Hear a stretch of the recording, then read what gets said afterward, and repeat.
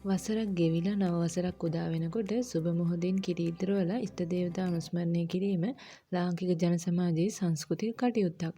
ඉතින් ඒ විදිහට කිරි ඉතිරිවීමේදී සියලු වස්තුස් දුරු වෙලා සතුරු කරදර අගහිඟකම් ලෙඩ දුක් යනාදී ජීවිතයෙන් ඈත් වෙලා සබාදාමේ ආශිර්වාදයත් ඉෂ්ට දෙවියන්ගේ ඇල්ම බැල්මත් ලැබෙන බව ඊට අමතරව ධන දාන්‍යයෙන් පොහොසත් වෙලා සියලු සැපත උදාවන බව ජන විශ්වාසය.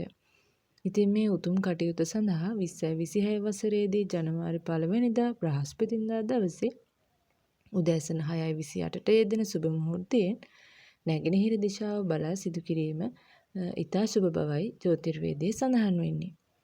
ඒ වගේම තමයි මේ කිරි උතුරන කටයුත්ත සඳහා කුඩා මැටි මුට්ටියක් භාවිතා කිරීම ඉතා යෝග්‍ය වෙනවා.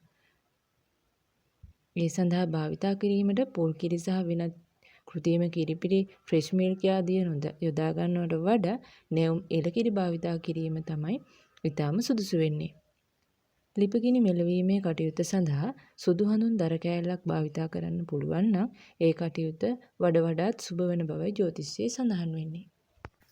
ඉතින් මේ සුබ වෙලාවටම ඔයාගේ කිරි උතුරවන කටයුතු සිදු කරලා මීළඟ වර්ෂයෙන් පුරාවටම සෞභාග්‍ය සතුට ධන දාන්‍යයෙන් පිරි නිරෝගී ජීවිතයක් ප්‍රාර්ථනා කරන්න.